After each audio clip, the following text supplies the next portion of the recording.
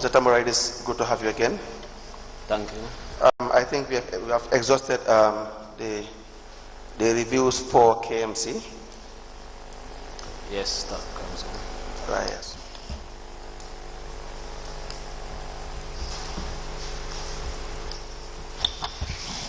Sorry, Mr. Tambora.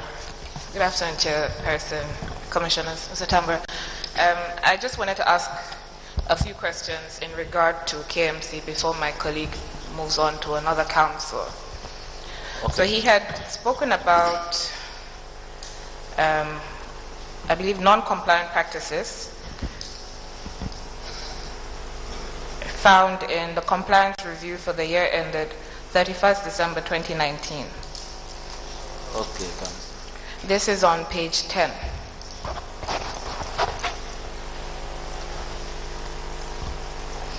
The non-compliant practice that was highlighted in the report was that, I think it said, while the review team was informed of the establishment of the contracts committee, there was no evidence that the accounting officer appointed the contracts committee members formally and in writing. Okay. Right? And the management response, sorry, before that, the recommendation was that the accounting officer should formally appoint the members of the contracts committee with clear terms of reference in line with the GPPA Act and ensure that minutes of all committee meetings are prepared appropriately. And the management response was that according to the Local Government Act 2002, the mayor is mandated to establish all the standing committees, of which the contract committee is among, through a resolution from the General Council, and the members were all appointed officially. Okay. Now, my observation is your report has stated that it is the accounting officer that appoints the contracts committee members. Yes. And the report has stated that this is in accordance with the Procurement Act. Yes. But I am unable to find where in the Act it actually states that it is the accounting officer who appoints the members of the contracts committee. Yes. So I don't know whether you can avail us of the section that the report is relying on. Just to be clear, the accounting officer is the CEO. Yes, the CEO. Okay. Yes, the CEO is the head of the administrative head of the council, and the expectation and the best practice is he appoints all other committees. No. So you're saying best practice, but the report is saying that it is in accordance with the Act. Yes. Which is why I am saying that I haven't seen this provision in the Act, and I would be grateful if you could guide us to what provision it is. Because I have seen, so just, can you refer us to the page? So this is on page 10 of the report. 2019? Yes. Okay. And it is the 2014 Act that would apply to this particular issue because it was before the new Act came into force.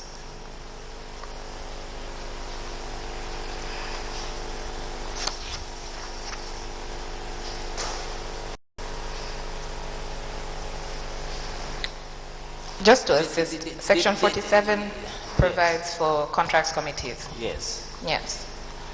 Did the report make reference to any section of the Act? No, it says that while the review team was informed of the establishment of the contracts committee, there was no evidence that the appoint the members of the contracts committee appropriately. Okay. And now they're saying that it is the mayor that is mandated to establish all the standing committees, of which the contracts committee is one of them. Yes, okay. So I think the issue here is that you're saying that they're non-compliant because it is not the CEO who appointed the contracts committee. They're saying, well, at least I'm assuming that they're saying that that is not the case because it is the mayor that is supposed to appoint the members of the contracts committee. Yes. Which is why I'm asking for the provision, the legal provision that backs the issue of non-compliance. Yes, I still want to confine myself to the report. First, the non-compliance issue was highlighted, but no reference to a specific section. Then coming to the recommendation, a reference was made to the Act.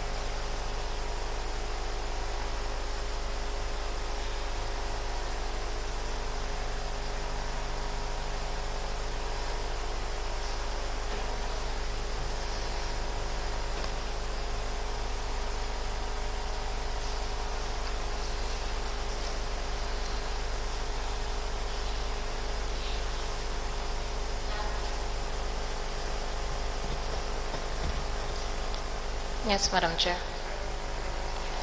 I'm waiting for the witness. Yes. Sorry? She was asking what's happening, and I said I'm waiting for the witness. Okay. I make reference. Okay, now, okay, let's look at composition of the contracts committee.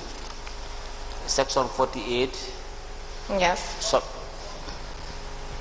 of the 2014 yes. Act. 2014 Act. Yes. Section 48, subsection. The appointment of other members of the and staff of the contracts committee shall be in accordance with guidelines established by the authority. And the guidelines that the authority has established are contained in the regulations? Or are they contained somewhere else? In the current regulations. No. The current regulations are not in effect, and they were not in effect at that time. That time, yes. At the time the report was made. Yes. So it would be the 2019 regulations that were enforced at that time. Yes. And so those are it would be the guidelines that are contained in that regulation. Yes. Okay. So that regulation, at regulation 18, appointment of contracts committee, it says the procuring organization shall appoint members of the contracts committee in accordance with the instructions of the authority. Yes. So there's no other instructions? We have instructions. Okay. Yes, we have instruction, but that is not validated. So I think, maybe if I explain what my concern is. So my concern is that we're all looking at the actions of the council, yes, and we're saying that they've not done something that is supposed to be in accordance with the act. Yes. But then the act that we're relying on does not actually say that they're supposed to do this. And then they're also responding to say that actually it's the mayor that is supposed to appoint, which is also incorrect. So for the purpose of being in accordance with the law, I have an issue with this recommendation. And I would also refer you to the Local Government Act. So because the councils are a bit different from your regular institutions, they're provided for under the Local Government Act, as well as the Local Government Finance and Audit Act. Yes. So the local government,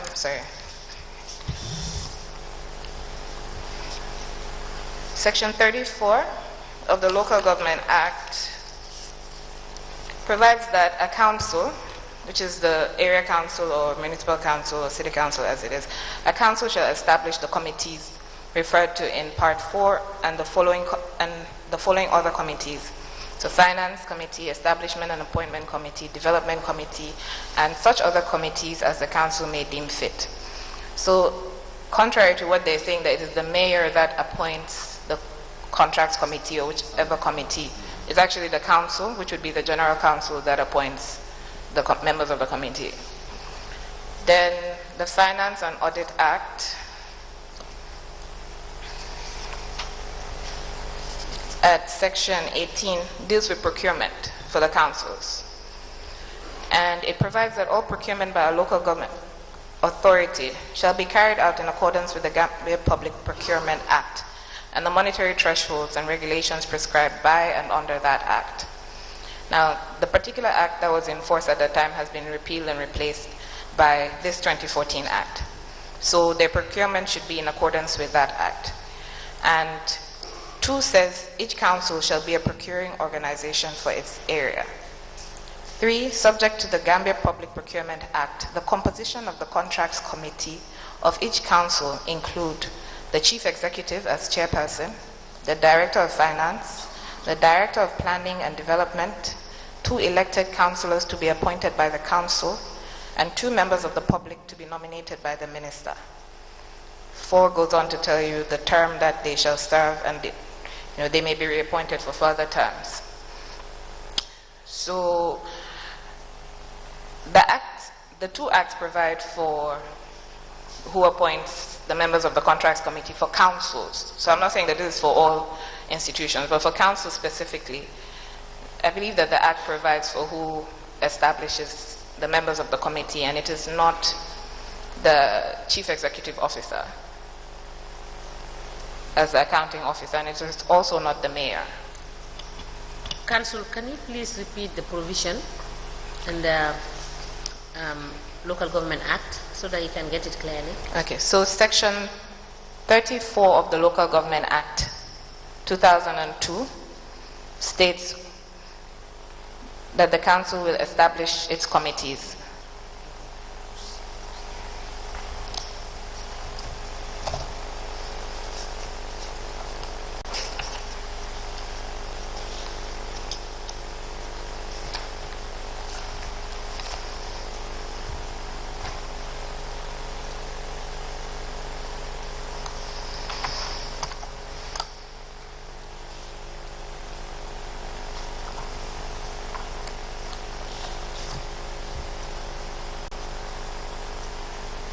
Yes, Council. Yes, and then Section 18 of the Finance and Audit Act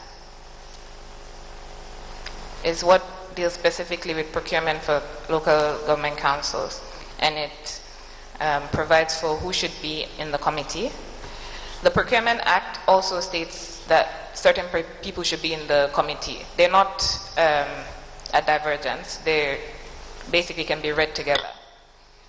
So I'm just saying that I don't believe that they haven't stated what provision in the Act, in the GPP Act, they're relying on for that non-compliant practices. And also the response of the municipal council is also erroneous on that point. It's also what? Erroneous, because they're saying that it's the mayor that appoints the members and it's not, it's the council. Yes, what do you mean when you say it's erroneous? As in, I do not believe that what their response is correct, because they're saying that according to Local Government Act 2002, the mayor is mandated to establish all the standing committees, of which the Contract Committee is among, through a resolution from the General Council, and the members were all appointed officially. Now it is the General Council that would appoint the members of the committee, not the mayor himself. So in essence, the response given by the council is wrong? The response, I believe, is wrong, and also I haven't seen the legal basis for that implication. Okay. Thank you.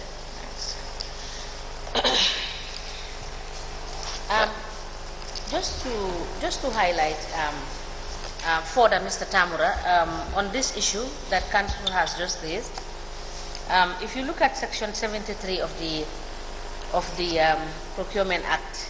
73. Yes, Section 73. Since we can no longer deal with the old legislation, as soon as it is repealed, we are to deal with the current legislation. New Act. Yes, Section 73 has provided that a contracts committee shall be established in every procurement organization in the Gambia, supported by specialized procurement units to be established in the organization. And procuring organization with low levels of procurement may jointly establish a shared procurement unit. So for the whole of Section 73, it has provided for the establishment, and Section 74 also have provided for the composition of the contracts committee. Yes. Okay, Council. Yes. Yes, we will be treating the files for Birkama, but before we go to Birkama Area Council, can I just ask you one question for clarity? Yes, Council. Is the procurement unit and the contracts committee the same, one and the same, or are they different? No, these are different units. What is the difference? Going by the Act, the contracts, the membership of the contracts committee is already identified in the Act. That's normally the head of the administrative head of the institution, plus the officer in charge of finance, plus the head of the procurement unit. So the procurement unit probably that the Act is referring to is different from the contracts committee. It's different from the contracts committee, yes. Let's please proceed to Birkama Area Council. Is that also different from a finance committee? No, it's different from the finance committee as far as we are Concerned. procurement law is concerned, yes. Okay, thank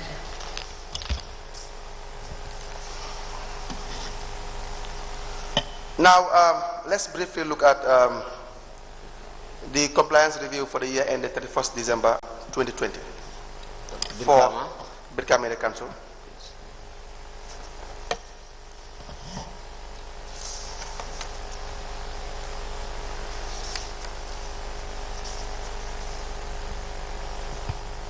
Are you currently there?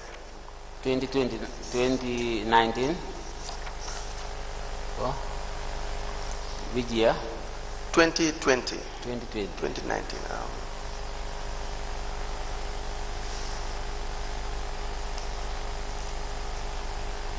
Do you have the one? Honorable Chairperson, do you have a copy for the 2019, Birkama? I was just trying to confirm which year. 2020. I believe you have two, 2020, 2020. Yes, we have One. 20 years, yeah. 19, yes. There is no 2019. What we have is 2020, 2021, and 2022. Yes, that's correct. Do you have 2019 for Birkama? Yes.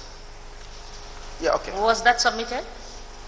You know, you said that I was supposed to submit it, and I said latest Thursday, if you could remember. Okay. Do you have the original copy with you Yes. currently? Yes. Okay. We can. Can we tender it? Yes, yes. Can you please pass Secretary, can you collect over? it? And can you find out whether he is able to bring the other documents? Yes. Documents for? We requested some documents yesterday. Yes, Please, yes. Yes. Yes. Give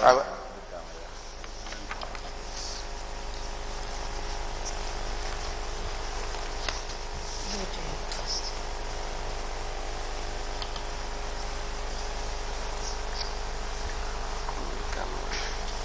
That's for 20. Okay. 19.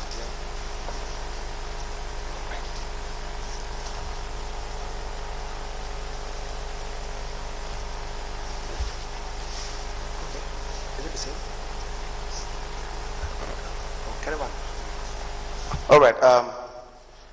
You also brought along the original copy for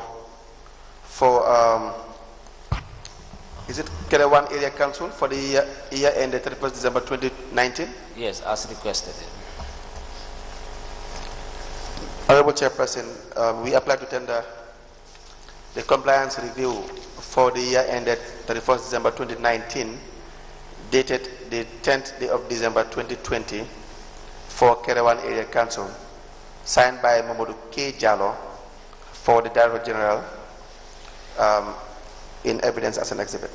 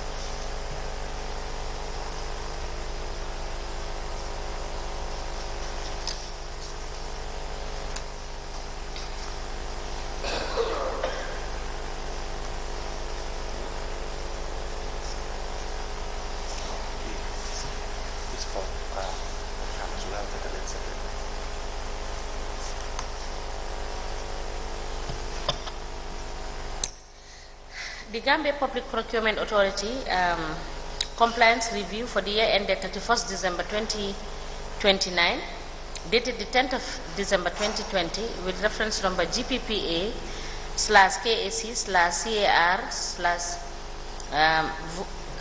/VOL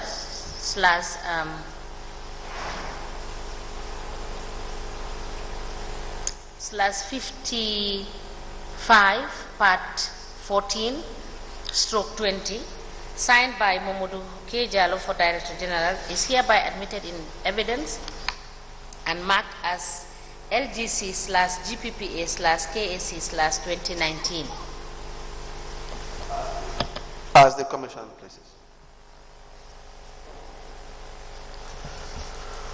Honorable Chairperson, we also have the compliance review for the year ended 31st December 2019, dated the 8th day of December 2020 for Brikama Area Council. It is signed by one Jenaba Jallo for the Director General. We apply to have it tendered in evidence as an exhibit and mark accordingly.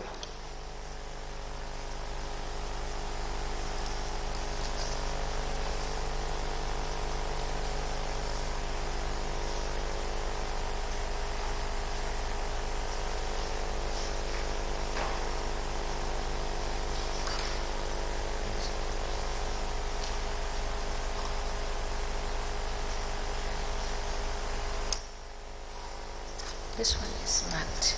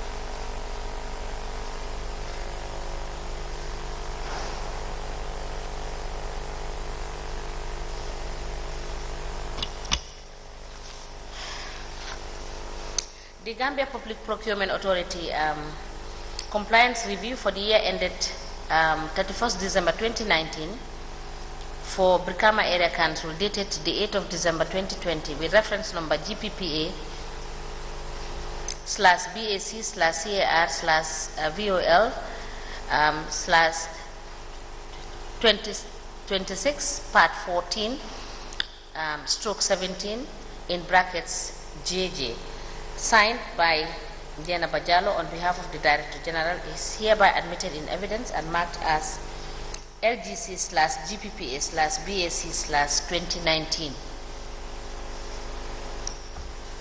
As the Commission places. So you copy this, you deal with this one. This report. May we apply to have the 2019 review for Brikama Area Council?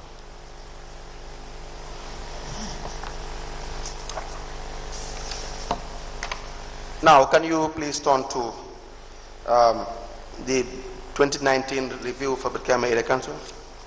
Yes, Council. I believe you also follow the same review method. Yes, yes. Were you able to examine all the procurement files, or did you just sample the files? No. Normally we can use any of these two, but we can always confirm from the report. Now, when you interacted with Brikama Area Council for this year, can you advise us to, on page 6, which of the staffs were involved directly in the review process? Page 6? Yes, page 6. Staff directly involved in the review process include the following: Alhaji Jeng, who is the Director of Finance, Ibrahima Sawane, Director of Administration, Modu Jonga, Chief Executive Officer, Sidu Kunta, the Procurement Manager, and Lamin Singate, Council Clerk. Now, on page 7, you also illustrated a table regarding the methods of procurement, and which were mostly used for the year 2019. Yes. There were none for open national tender, 2 state tendering 0, request for proposal 0, restricted tendering 0, but there were 292 transactions for single sourcing. Do you see that? Yes. And the total value is $7,016,395.68 butut. Yes. For request for quotation, there were 2 transactions, and the value is $12,883.60 butut. Correct. Now, please turn to page 9 with respect to your non-compliance and findings in relation to the functions of the accounting officer. Yes. What were the main non-compliant findings? Yes, as per the report, the issues highlighted as non-compliant include the fact that the annual procurement plan wasn't signed by the accounting officer. Yes. In addition, the accounting officer did not ensure that the procurement organization properly documents procurement proceedings and manage records in accordance with the Act. The third point? So the accounting officer did not appoint the inspections committee. And as required point, by the Act? Yes. And the last point, the accounting officer did not ensure all the procurement transactions were done by the members of the... So which means for the year 2019 there were procurement transactions being done by individuals outside the SPU, that is the specialized procurement unit? Yes, as per the report, yes. So this would have been individuals with probably less knowledge or experience regarding procurement? Most likely than not. And what would be the implication? As stated in the report, generally, looking at all the non-compliance issue, so there could be a compromise in the processes generally. Yeah. Yes. Putting all the non-compliance issues together, it means the processes were compromised to some extent. The accounting officer and in his oversight and control functions, the fact that there is no inspection and receipt committee also goes to say if goods are delivered, there could be a mismatch and that may not be discovered. And the accounting officer did not ensure that the standard inventory stores are in place. All right. Now I refer you to page 11 of the same report. Are you on page 11? Yes. With respect to the functions of the SPU,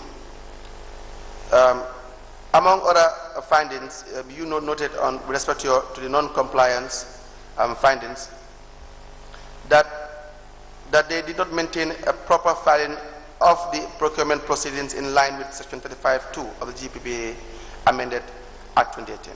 Yes.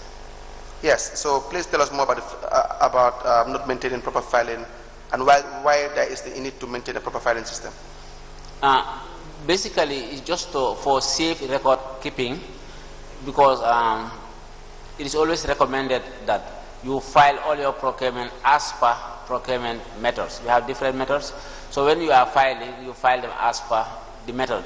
This will help in the identification of missing files, misplaced files, etc. Because if you should miss single source, RFQ, open tender together, it's always a problem. So the recommendation is that you always file in accordance or as per procurement methods, so that tracings will be easy and so on. Now, another key finding, which is the fourth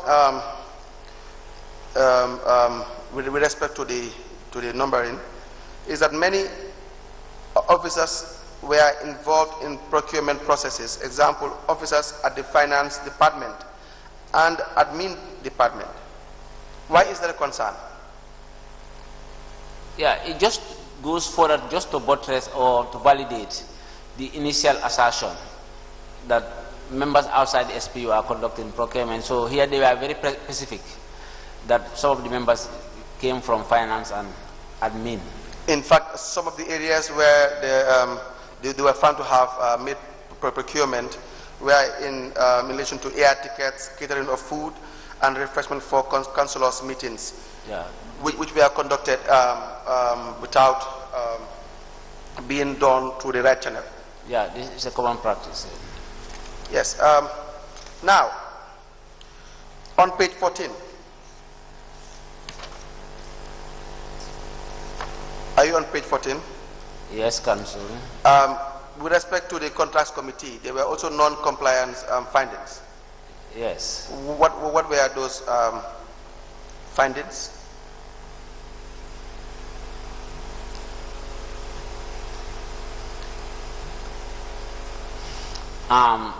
With respect to the contracts committee, the reports indicates that the contracts committee did not ensure that funds were available for procurement requests. There were instances when procurement requests were initiated, goes halfway or to a very great extent, just to discover that funds were not available. And normally, as per the requisition, at the initial stage of procurement, it's very clear that you are asked this question, whether funds are budgeted and available for this particular procurement. And most of the time, if that form is filled, sometimes they indicate yes, most of the time. So if that is done, just at the tail end of the whole process, time is wasted, resources are wasted, just to discover that there are no funds. So I think we thought that was in a good practice. And the second point? While the review team was informed of the establishment of a contracts committee, there was no evidence that the accounting officer appointed. So this is an issue that the lead counsel will just discuss. What is very clear in the act, that the appointment of the contracts committee, all procuring organizations shall establish contracts committee. Yes. As laid down in the guidelines. Yes. So I wouldn't want to speculate, but I'll make further confirmation. Yes. What actually the guideline says. But the position of the authority has always been that the accounting officer appoints members of the contracts committee. But if you go further, you realize that it has specifically mentioned the secretary to the contracts committee shall be appointed by the accounting officer, who is a member of this thing. But the act is saying, as per the guidelines, and I really want to verify this thing so that I don't want to speculate. Yeah, I don't want to speculate. That was a good, brilliant observation from her end. That's all right. Now, the other point is that the contracts committee did not approve this use of single source procurement method. Yes, because here is very straightforward in the act that any use of a procurement method, especially single source, is mentioned, must be approved by the contracts committee. That's very obvious in the law. And then the last point? The contracts committee did not ensure all procurement transactions are filed accordingly. So it's a kind of a repetition of one of the non-compliant issues above. Now, you turn to page 15. 15, okay. That is in relation to the Gambia Area Council has not established the examination and receipt committee as required by law. Please buttress just briefly on the importance of the receipt and examination committee. The essence of this committee is really to subject all procurement, especially at delivery stage, to subject them to quality assurance, just to confirm that what was requested is actually what is delivered, because sometimes we have instances of misdeliveries, delivering substandard products as opposed to what was requested. So for quality assurance purposes, it is always recommended that you have a committee that is really responsible. This could be an ad hoc committee established whenever the need arises. Yeah. But this was really absent in the case of Brikama Area Council for the year under review. On page 16, there is a table with respect to the total number and value of procurement methods that overlap to page 17. 17, yes. Where 292 transactions occurred with respect to single sourcing at a total value of $7,016,395.68 bututs, and request for quotation 32 transactions. The amount is $1,012,883.60 bututs. Now, there is an analysis of the table. Please read the analysis for us and explain to us why you arrived at that concern. Page 18, please. I'm seeing different tables. Is it page 18? Yes, page 16. 16, okay. Yes, page 16, okay. which overlapped to page 17. Okay. Do you see that? Yes, I've seen the table. What is your question again? Yes, so your concerns here, basically, were that there was too much of single sourcing procurement. In fact, it was on the high side. Yes. The transactions for the year is 292 single sourcing transactions. Yes. At an amount of $7,016,395.68 bututs. Exactly so. And that was flagged. Yes. By the report. Yes. And then, if I may read, you said an analysis of the procurements under various procurement methods indicate that most of the PO's procurement, which constitute 90.12%, was carried out through single source. Yes. And some of which has not been approved by the contracts committee, which is in line with the section 949. Yes. Yes. Basically, this is a common trend if you are really observant. So here, the analysis indicates that most of the transaction, especially per number, is conducted by the use of single source, and it represented 87.39%, which is of course huge in terms of number. Yes. But going further, yes, you'll come to realize that there's another table, yes, that indicates clearly some of these single source transactions were above the threshold. That's what the table below has come to explain further. Exactly. Yes, so it's a concern, a common trend. That's why I said in the morning that the most commonly used procurement method, as far as the council are concerned, is the request for quotation and the single source.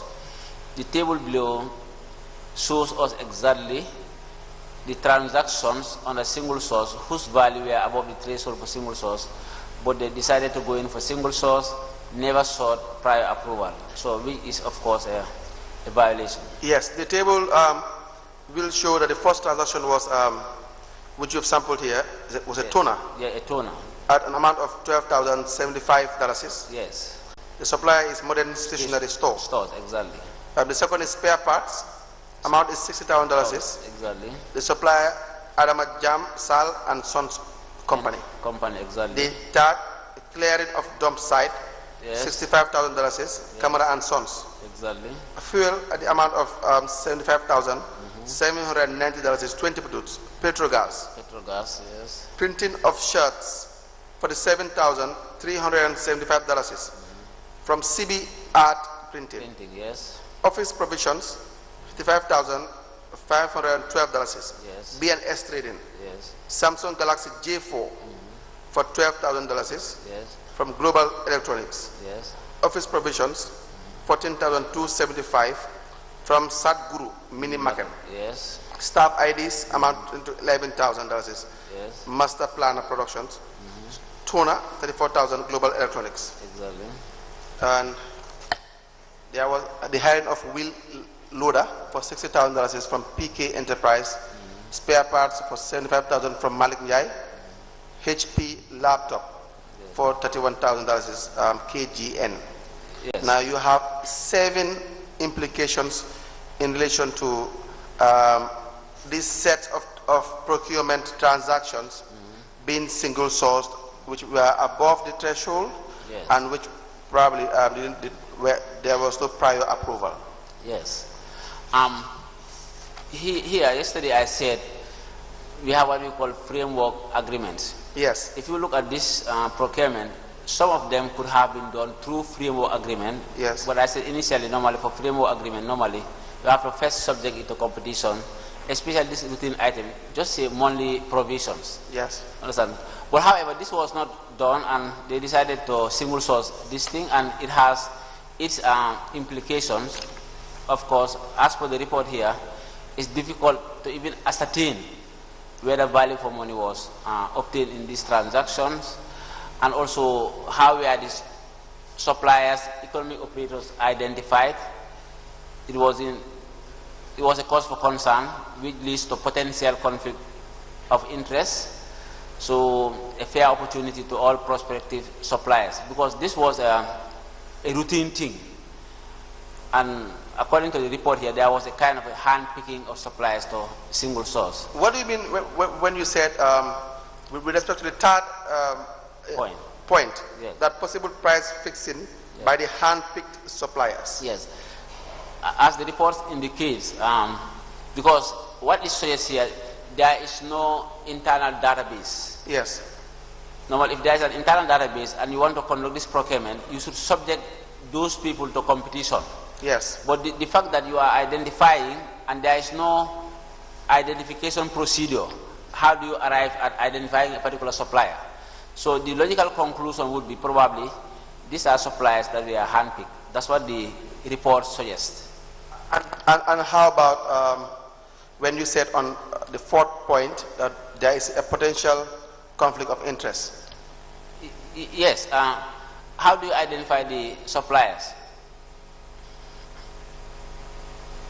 Yes, please proceed. Yes. Like, how do you identify the suppliers? Because the procurement law make provision for supplier identification. If that is absent, the question is, how do you identify these suppliers? Are these suppliers known to you?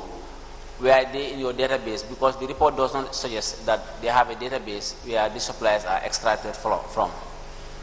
So yes, potentially, these are just red flags in procurement. And normally when it happens, if you want to go to real procurement auditing, you can still dig further. In fact, yes. In fact, you said, do you raise the issues of equal opportunities? Yes. Fair opportunity to all process. Transparency? Yes. And with respect to, let me just give an example of one of the procured item in 22nd day of March 2019. That is with respect to Samsung Galaxy J4. Okay. So if you turn to page 38, where you normally have your specific findings, 38, on page 38, you will see that the category is goods, of course. The award contract is global electronics. Yes. The procurement method is single source. Yes. But there was a host of non-compliance findings. Issues, yes. The first one being that the quotation was not opened in a register of Form 003 as stipulated in the Act. Yes. The second is the procured item was not specified on the procurement plan, so which means it was not in fact in the procurement plan. Exactly. Is that correct? Exactly. And the third point is?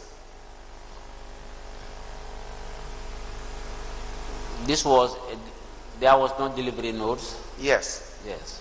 We spoke about the issues regarding delivery receipts. Yes. That if you purchase an item or goods or services, yes, of whatever kind, yes, but then if there are no delivery notes, for example, to ascertain that in fact what you have purchased, you have really received it. Was actually delivered. Yes. So that evidence was absent. And what was the next? There was no inspection committee, which is a common thing. The next after that? Yes, that's the purchase order. Yes. Was not raised.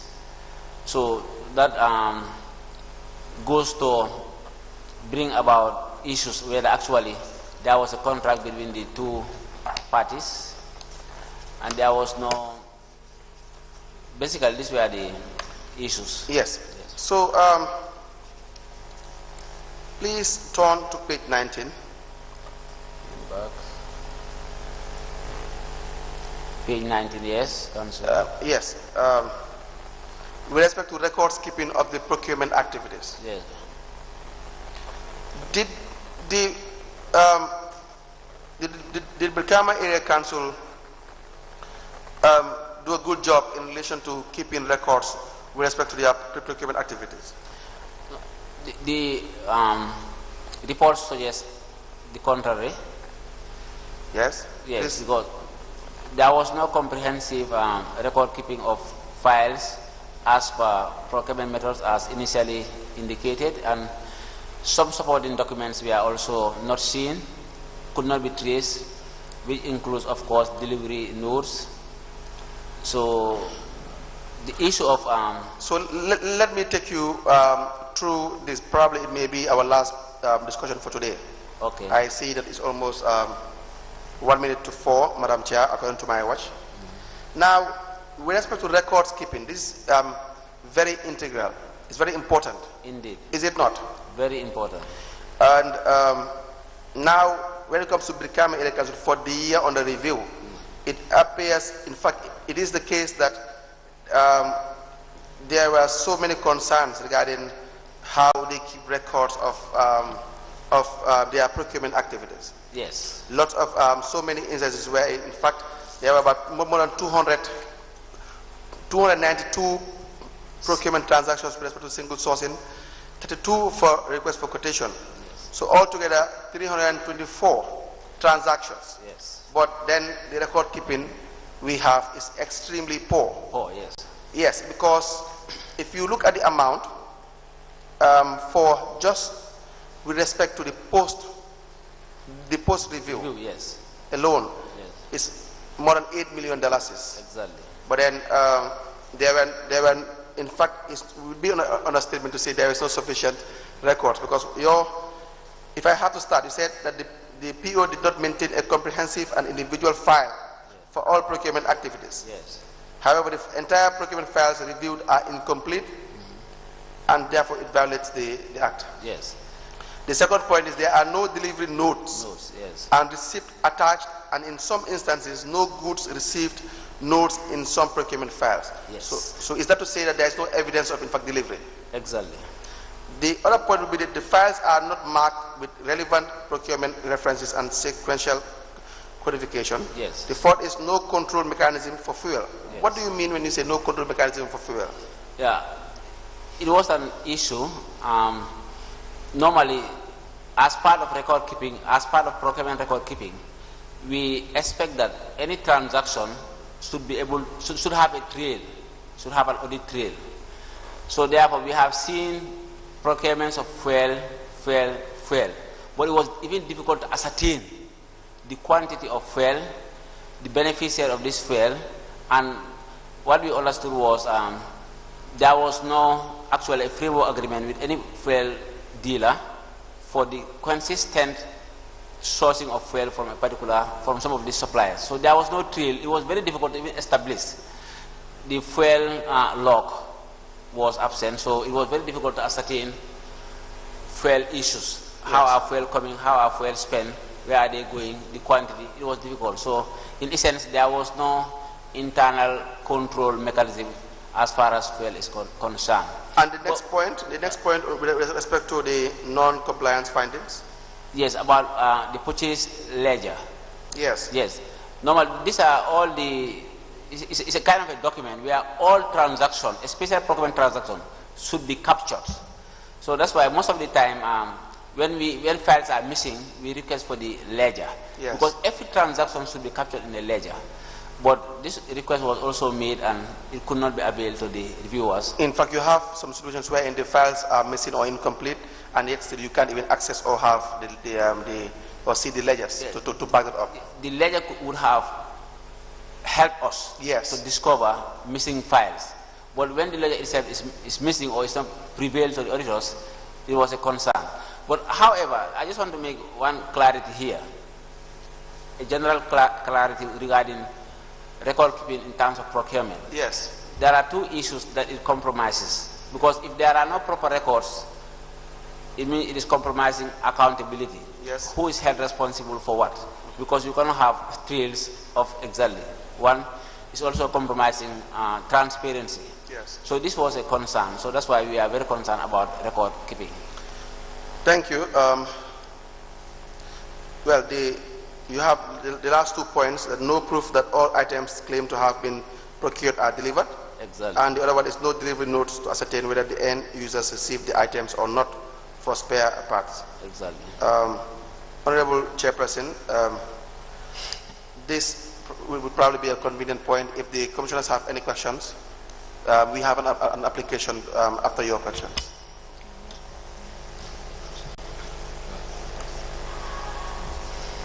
Any questions? Yes, Council, I believe it's a convenient point to stop. But before we do so, I have been informed by the registrar that Mr. Tambura is scheduled for a medical appointment. We will have Mr. Ibrahim Asanyang, the Director of Procurement Policy and Operations at the GPPA, to come in on Monday. Very well. So, Mr. Tambura, thank you so much.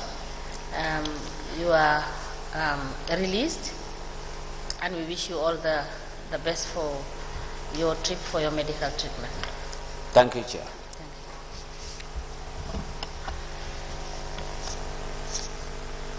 Thank you. We may rise.